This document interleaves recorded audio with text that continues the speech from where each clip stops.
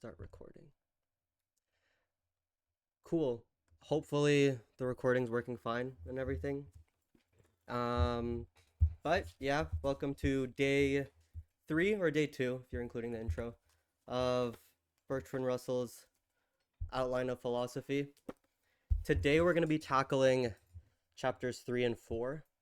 I'm going to go ahead and share my screen because I have a couple slides um, that will help walk us through some of the background and all of the references that Russell is kind of talking about in these two chapters.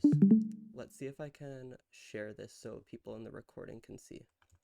There we go. So, maybe if you guys have taken like some sort of intro psychology course, you're familiar with some of these names, or just like in passing because they're like pretty famous names and experiments that he references. But the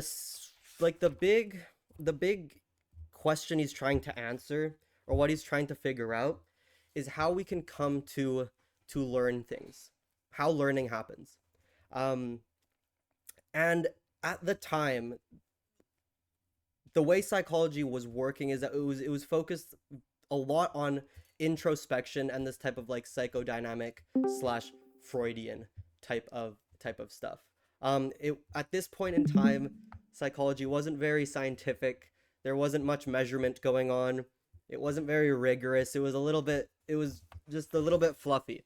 Just think about like Freud, if you can think about um any type of psychology or pop psychology, stuff like that. There was little measurement going on at the time, basically. And one of the hot shots that was coming into focus for the scholars and the academics was this guy named Watson. Um, other significant people at the time, like Skinner or like Thorndike, they were all these pioneers in this branch of psychology called behaviorism. And it was through this behaviorism that Russell thought that if we could understand this type of behaviorism, then we might have a good shot at understanding how we as humans, in a more like abstract and advanced way, can come to understand things. How we can come to grasp things as complicated and as tricky, as finicky as language, um, and in all of its abstractness and particularities. Um, but yeah, so let's get into there's a lot of background and a lot of names that he's kind of referencing, like Thorndike, Cole, all that stuff. So I'm just gonna show you guys a few slides that I show my normal classes on this stuff. But what he's focusing in on is either hi stranger. What he's focusing in on is this type of classical and operant conditioning. Um, can you guys see what do you guys see on my screen right now? Do you see operant conditioning or the three Yep, names? You type in the chat. ja. Meistens genau. Yeah, Thorndike. okay. Yeah, it's So like these were the three guys doing a lot of operant conditioning or this type of behaviorism. Sweet. So starting off, one of the first names that show up in this chapter is Edward Thorndike. And so Thorndike he pioneered this type of experiment where you put a cat in a box, and the cat kind of has to figure its way out of this box.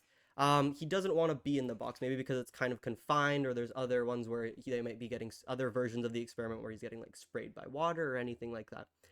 But he was trying to prove that the cat getting out of the box, figuring out, learning how to get out of the box, which involved like pulling down a lever or pulling a little cord, that this behavior was learned through a type of stimulus and response relationship. So if the cat's presented with a certain stimulus, then it's going to behave in a certain way or exhibit a certain response. So he establishes a couple of laws that Russell is kind of outlining in the beginning of chapter 3. First off is this law of law and effect. So he thought that if consequences of behavior are positive, so if they're kind of good, then there's going to be a strengthening in the relationship in that stimulus. So if you give your dog a treat and he sits, or if when your dog sits you give him a treat, there's going to be a type of law and effect, according to Thorndike, wherein that behavior and stimulus, they kind of like tie together a little bit. And then the connection will weaken if it's a negative type of thing. So this was kind of like his first guess, his first try at understanding how animals learned things, because they weren't, they obviously knew at the time that animals could do tricks and perform non-instinctive things, or things like outside of their instinct. So they're trying to understand how they went about doing that. One big way was through this type of law and effect, that Russell talks about. Skinner was another guy that's referenced a couple of times, and he was all about these little boxes with rats in them, and they would be kind of taught through this same principle of they do something and then something happens, this like cause and effect, or this relationship between a stimulus occurring, so maybe like a red light flashing and then them pressing a lever, but they were just making kind of like these connections in their minds, and then that would lead them to exhibit certain behaviors. So in most Skinner boxes, when a certain light goes on, they might get a food pellet, or when a certain sound goes on, they might get shocked. There's like lots of different variations or versions of this, but all it goes to show is that animals can learn things. That's the only premise that's trying to be established at the time, which is very different than past philosophical thought, because in past philosophical thought there was a big proponent of this type of like innate knowledge, that people just were born with types of knowledge. And now all of a sudden there's this current, or there's this movement in like science, quote unquote, or like in psychology, where all of a sudden, maybe it's not the case that things are innate. Maybe it's not the case that everything we know was just like already there and we're discovering it again, like Plato was kind of suggesting with his theory of forms. So some terms that kind of come up here to clarify are primary reinforcers. So those are things like food itself, water, rest, things that are innately desirable. And then the secondary reinforcers are things that can help you achieve the primary reinforcers. It's stuff we kind of learn to value. Things like money, we learn to value it. If you give a baby a $50 bill, it's just gonna like put it in its mouth or just play with it. It's not gonna understand that it's money. So all these types of secondary reinforcers are the things that are being used in these guys' experiments. Are you guys seeing my operant conditioning slide? Yes. Yeah. Okay. Cool. Just making sure. Don't want to mess up the. Well, because on my screen, it's showing it's showing different stuff. I'll just do this. There you go. And anyone on the recording can zoom in. But yeah, so that was these types of experiments they were running at the time. They were really concerned with, or they were really interested in advanced behaviors. So they wanted to understand how an animal could come to learn, or how an infant could come to learn more advanced things, like an entire sequence of events, as opposed to just sit, or as opposed to just like come here, like a dog, like a quick reaction. And they would be able to do this with certain animals, and to some extent through shaping. So it would be like approximating certain behaviors until you get to that desired end, to that desired like end result or end goal. And here's like an image, like if you want to teach your dog how to go outside by himself or whatever, then you start off with introducing him with a leash, and then making a bell noise or something, and then opening the door, and you can come up with any type of example of this. But it's just like sequences of events that lead to a desired outcome or behavior, chaining them together, as Watson called it.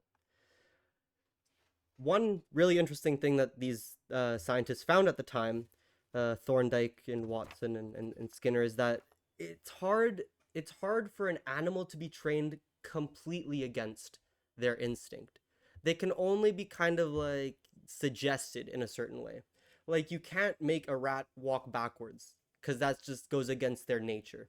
You can't make pigs. They tried doing this experiment with pigs where they would try and train them to bury things, and they would much rather bury the thing because that's like a natural behavior, as opposed to picking it up and placing it somewhere, like things a dog might be able to do.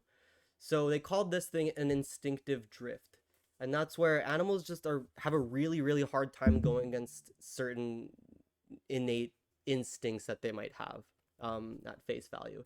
And so at this point, Russell's kind of wondering, like, what might these limitations be for humans? What might be any type of instinctive drifts that we're experiencing? How could that play a role with how we like come to learn language and all that? So there was another cool finding at this time where they found out that that certain animals, as humans do, they were engaging in superstitious behavior. So superstitious behaviors like knocking on wood or like uh, I don't know, thinking it's good luck when a bird poops on you, like just thinking that certain outcomes will occur when there was just like a completely unrelated um, event happening or unrelated thing happening. So they found out, or Skinner at least found out that pigeons would do this exact same thing, where they would be given food and then act in a little awkward way, and then all of a sudden they would keep doing that weird awkward dance or weird awkward behavior. So this is all just about like this is just all just background about the stuff that he's talking about in chapter 3. But I think it only gets interesting up until this part. How was book club meow? Hi Bo. Um, it gets interesting here kind of because as they understand it, or as these psychologists are understanding it, they want to say, or they're close to saying, that the way we learn is reinforcement, through reinforcement and punishment. But that doesn't always map on nicely with the way we learn things.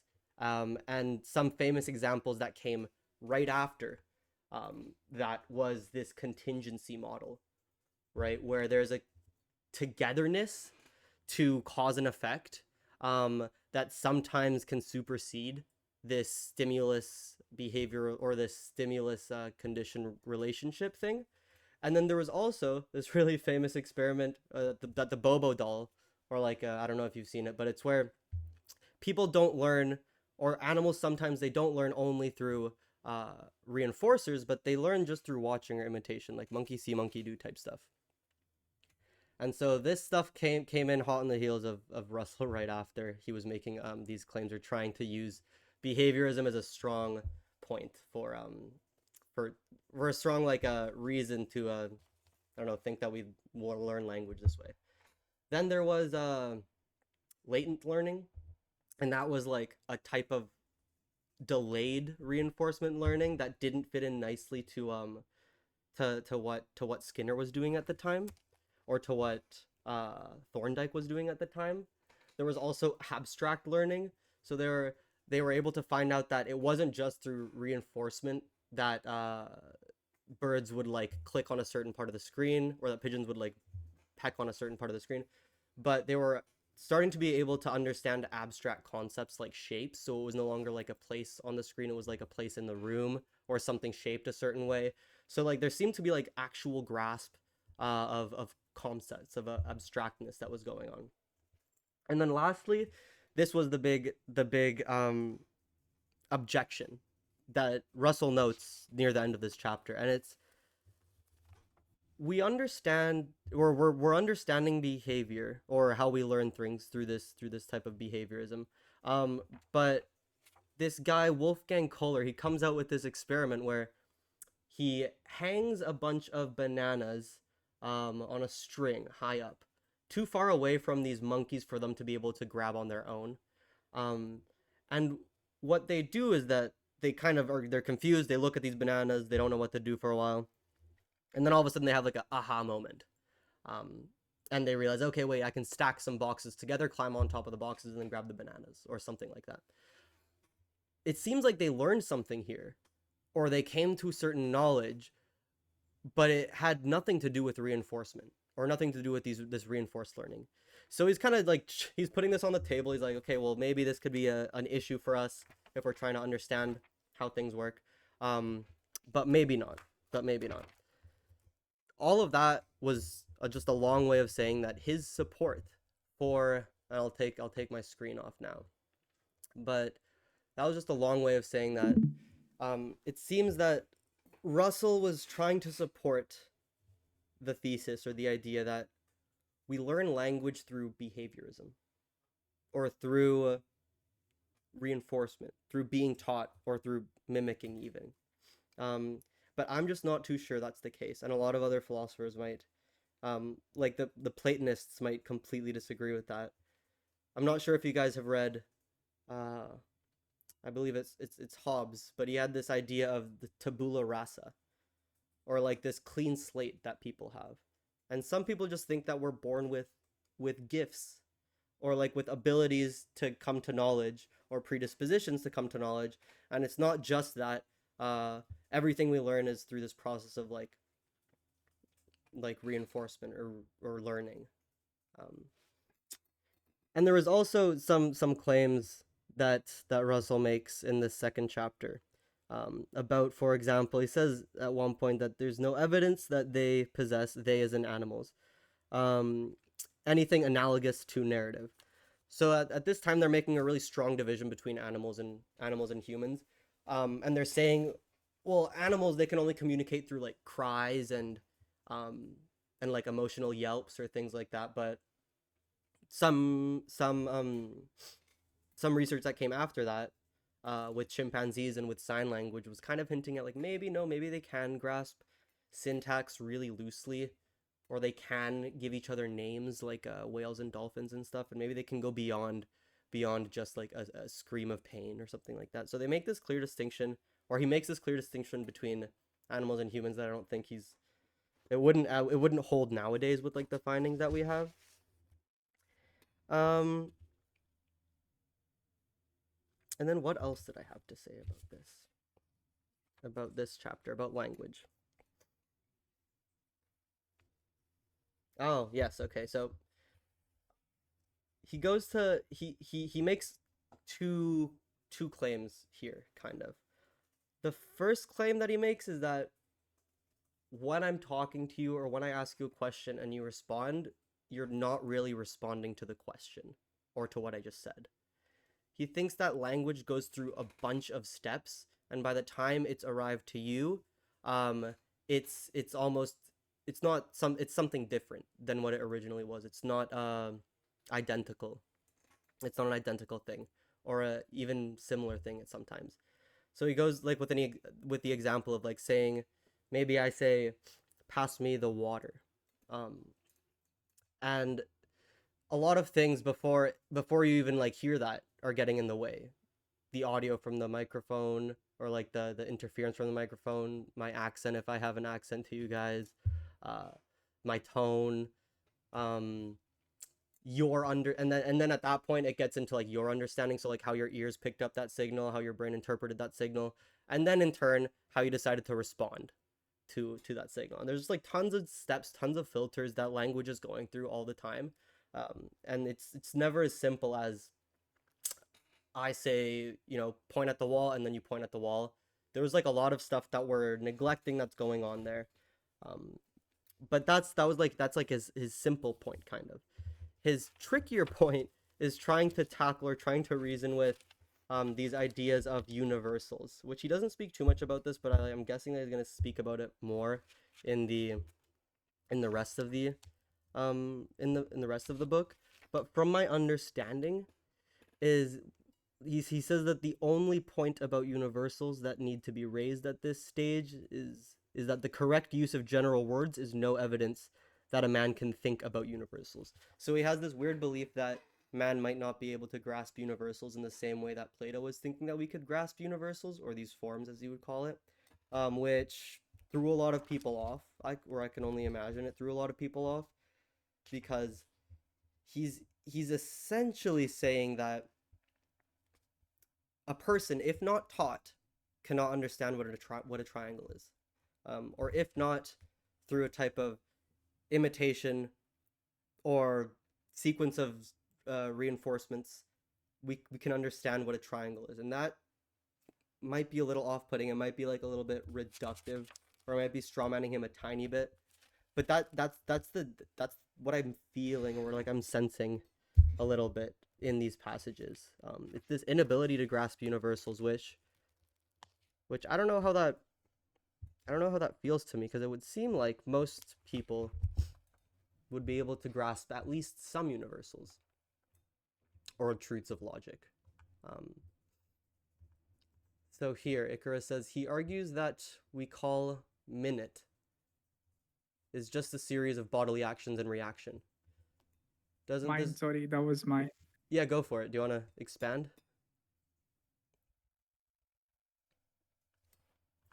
Do you want to expand on your Again, I question? tried summarize. Yeah. I just tried summarizing it through the question that when he says that, if the thing called mind is just like a series of bodily actions and reactions, there wouldn't be an idea for a internal self, right? If we consider this to be true. Um, good question. So I'm not too sure if at this point in Russell's life he's a like a transivist or a type of like I'm not sure if at this point in life he thinks of the self as something that's infinitely changing at every moment, or if it has some sort of like eternal essence thing that stays with you your whole life. Um, but I'm inclined to say that it seems like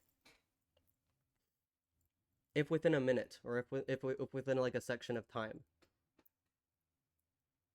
it's just a series of bodily actions and reactions. There might be a case for there not being a self at all, or the self just being some sort of illusion.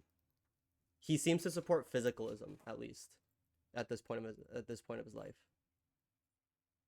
Mm, which is like a tough pill to swallow for a lot of people. Like a lot of people don't like or cringe at the idea of everything being physical, and that's kind of what Russell's hinting at here. I don't know. What do you guys? Do you guys does physicalism is it convincing, or is it even like would you even entertain it? Makes me wonder how we would approach the relationship to experience and reason. Yeah. So I think he would go along the lines of saying experience is any type of sensation or like any type of input from the outside world hitting our senses. Um, and then the phenomenal aspect of experience, so like what it feels like to see the color blue as opposed to it just being certain light waves and then it hitting your eye and then going to a certain part of your visual cortex. It's just like after that he would just say maybe it's an illusion or we don't know, or he would just kind of like shelf that to the side. And then reason, I have no idea how he would solve reason. Reason is a very tricky one for me. Hi DJ. Oh, bye DJ. But like with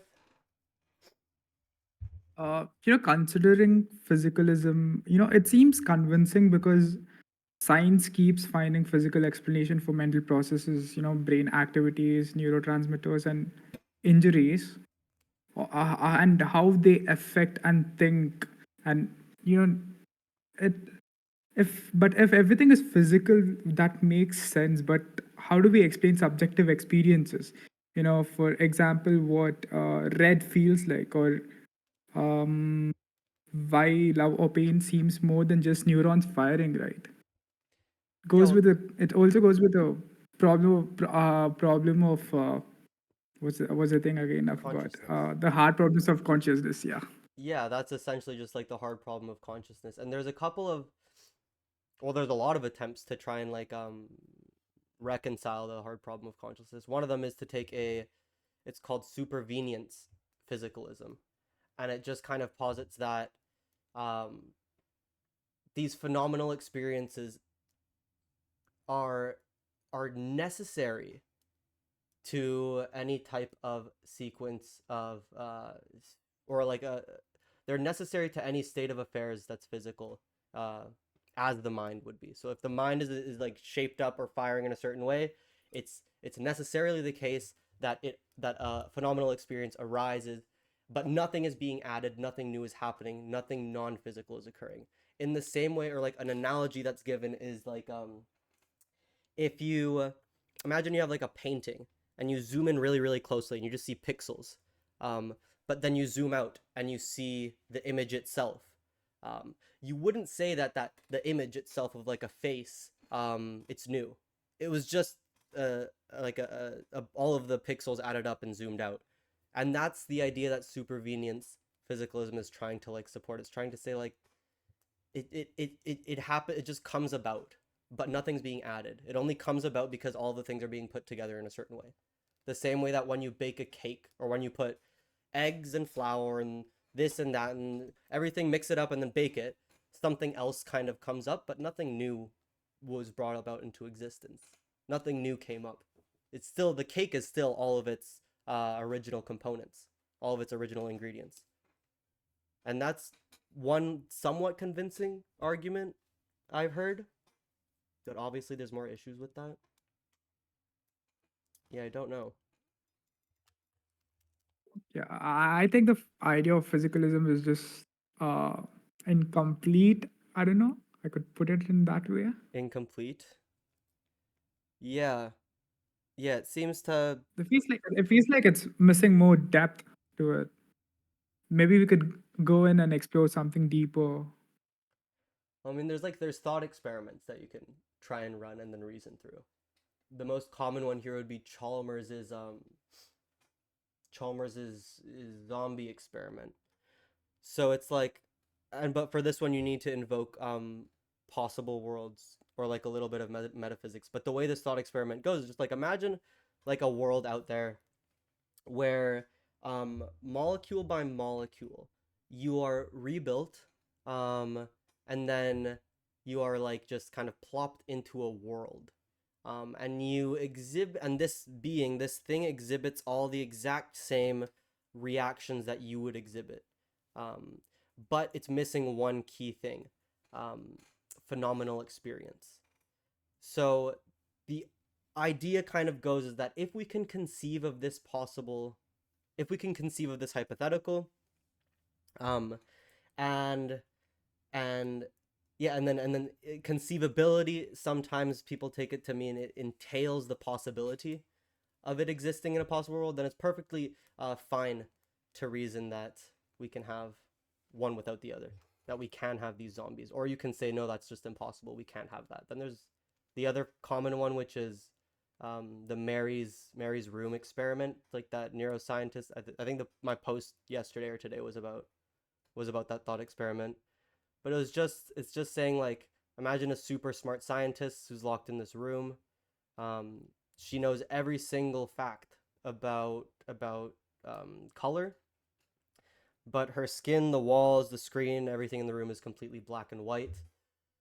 She's not allowed to like go into her brain and start poking stuff around. She can't like cut herself to see the blood. She's like be charitable with it. And then one day she leaves the room and she sees an apple. So Jackson says, if you say that she learned something once she left that room, then you are of the opinion that there is something beyond the physical, a phenomenal experience. And then if you say she didn't learn anything, which a lot of people don't say, like that's not a very common thing to say, that she didn't learn anything, then you'd just, be a physicalist. You'd have to reason your way out of that one. I think that's compelling, but I'm not sure. I'm still undecided on those.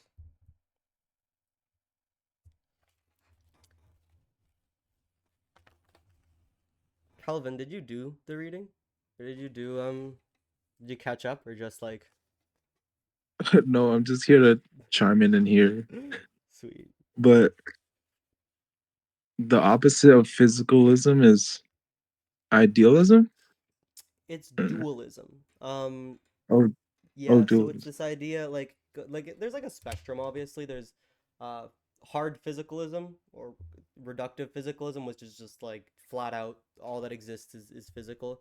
And then on the other side of the spectrum you have like Cartesian dualism, and he posits that, or it posits that there are completely non-physical entities that are somehow interacting and engaging with the physical, or in other words a soul. People have souls, and then these souls can in one way or another interact with the mind so that it can enable to do stuff. So like I can voluntarily pick up this cup because my soul somehow, or this immaterial part of me, this self that isn't, that you can't Mhm. touch or observe. That would be dualism, yeah.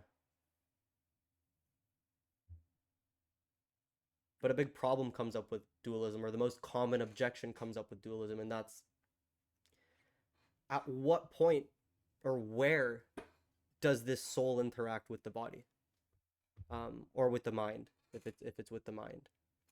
And Descartes did not have a good answer for that.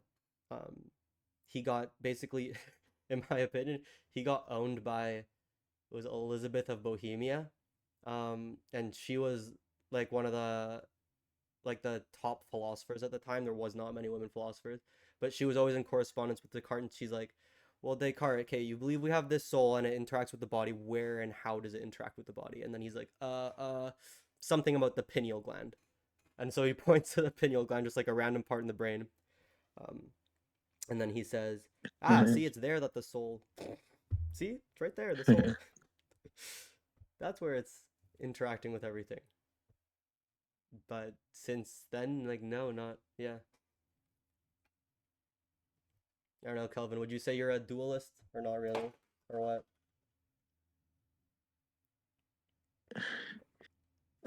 I want it to be true, but I can't back it up. Yeah, it's like, it's nice to think. It's like whimsical a little bit. It's like, I would love to, yeah, we have souls and stuff. Mm. Panpsychism. Panpsychism could fall under, um, what would panpsychism fall under? That would fall under a type uh, dualism, probably. That all is one mind. How are you understanding panpsychism?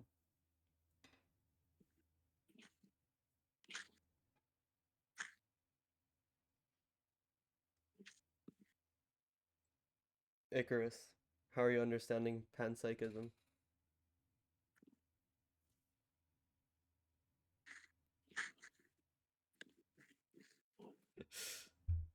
Radio silence. Fair. Usually, how I understand panpsychism is that everything shares a mind in one way or another, or in one way or another. Um, More or less, kind of. But I don't understand how that makes sense because it feels like everyone has an individual mind. Um, or it would seem like you're different than I am, or you have a mind different than mine. Or you could say we're all participating in a type of collective. I think there are parts to it like monism, dualism. All is one is a pretty radical philosophical take. Um, but Buddhists will endorse that, I'm pretty sure. That everything comes from the same substance, or Leibniz endorsed that idea. Everything came from like one sub. What was that, Leibniz? I'm not positive. Don't cite me. Don't source me on that.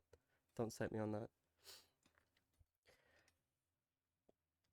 But just like in like layman terms, or just like if you were to ask the average person, how do we learn language? What do you think? What would the answer be, or what would you guys think? Like psychology stuff aside, how does someone learn language? Um, Probably like a combination of letters turning into something meaningful. And again, the combination of those words into something meaningful like a sentence. So do these things need to be explicitly taught though? Like, do you need to sit someone down and say, this is the letter L, it makes the noise. This is the letter O, it makes the O noise. And then build from there super slowly, step by step by step, each word that they need to know. eh, it seems Well, like it. yeah, because I living in India, I've learned like 5 6 languages here itself, and English was something that was taught to me in school, and I was already familiar with 4 5 languages through my upbringing. Like my mother tongue, my father's tongue is completely different, and yeah, for me, I had to learn it that way. Is there any other way to learn it? So the idea in there's a lot of theories or idea that come along in developmental psychology about that, and they go about saying like to some extent, yes, that is how you need to learn a new language, but there comes times when we start to we like it's almost like we take the language and we run with it and we try and speak, and that's why we make mistakes, right? Because if you were taught everything and you learned it properly time by time, mistakes wouldn't really happen. But mistakes occur when we're trying to generalize lessons or concepts we learned. So for example, like the letter E makes the E noise, and then if at the end of a word you see the letter E, you'll make the E noise. But then you might be corrected and said, okay, no, this time with this letter it's different. You don't make the E noise. And you're making these like either over generalizations or under generalizations all the time. Same thing with adding s like as a plural to a word. You don't need to learn cars and car. You just need to learn car. And if you know car and you know plurality, then you can just like already know without being taught cars means more than one car. And that's some like the type of like learning that's going on your own. Because I think like they measured, and on average a child at that like when they're learning language is learning around 1 to 2 new words every single day, and they're definitely not being taught that many in school. So how are they learning all these words? uh, there has to be something going on, because we have incredibly specialized uh, networks in our brains that it seemed to have been built perfectly for language or perfectly adapted for language. So it's all I'm a little bit of the opinion that like it seems to be we just learn the language, or we just learn, like even if you're never taught the language, you're still going to grow up and learn the language just by hearing people say stuff and then making the associations and then making extrapolations. Hi Yeah. Cooper.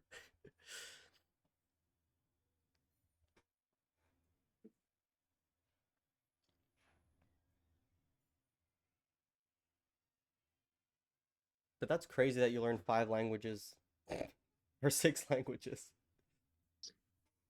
I can't even speak English properly, and I've been here my whole life basically. Yeah, I live in a city where people from all cultures and languages live. So yeah. You had to learn it when you were young, right? No, it wasn't a necessity, but yeah, growing up, I mingled with a lot of people. My neighbors, my school friends, and my parents. My so it's basically my mom is a Teluguite, which means it's a language from South India, and my dad is a Kannadiga. It's also another language. So, if considering only South India, we have 7 to 8 languages of different states. So yeah, so I'm familiar with most of it. How like pardon my ignorance, but like how different are these languages to each other? Do they have some like Talking about that, similarities or not at all? yeah, they do have a lot of similarities.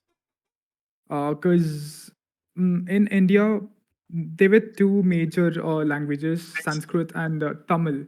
Tamil is known to be one of the oldest The oldest languages, and language, yeah. yeah, the oldest language. And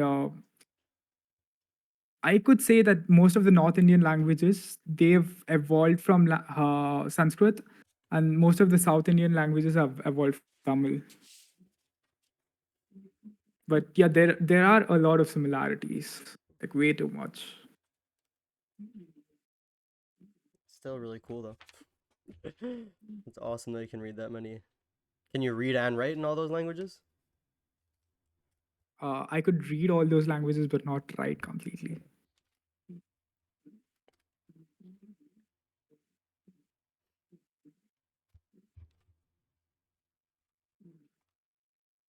I'm going through these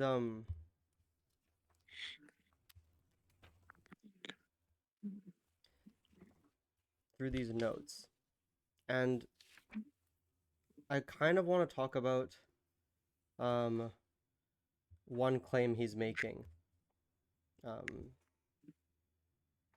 here that we were just kind of talking about. So he says This is, I don't know, page 51 if you have my edition, language, a couple pages in. A child learns to understand words as he learns any other process of bodily association. If you always say bottle when you give a child his bottle, he presently reacts to the word bottle within limits, as he formerly reacted to bottle. This is merely an example of the law of association, which we considered in the preceding chapter. But it doesn't go to say that the child understands the word bottle or knows what the word means. So it's like saying like we can make these really, really strong correlational ties between a word and an object or a word and a thing, but that doesn't mean we know it or understand it. It's like he's making a distinction between understanding and getting the correct answer.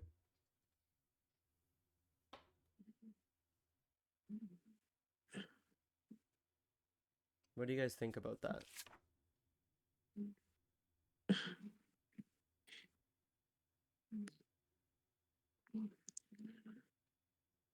Cause like I don't know, I want to say like if you get the answer right every single time, you might as well just be correct. If you're able to point out the bottle every single time because of the strong association, I feel like you understand the bottle or what the word bottle means.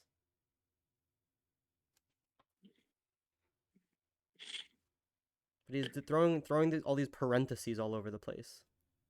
Because the word means. Maybe it's just reflexive, is what he says. It's a reflexive response. Which might be the case. A reflex is not learned though. Or it's not a facet of learning or of acquiring knowledge. It's just something that will be reflexive.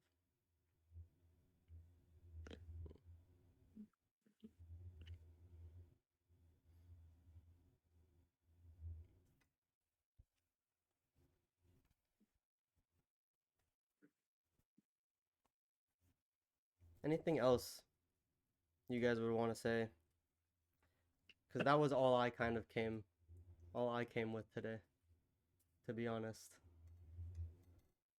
I see that, yeah, Ori and a lot of the other guys, they couldn't make it today. Question on his logical atomism and language. I might be able to answer it on language, but I could try. What's the question? I don't know too much about Russell, but what's the question? Okay, go for it. Because, like, yeah, he did want to break down logic into atoms, into axioms or unreducible propositions or unreducible facts. At least that's how I understood his logical atomism or something like that.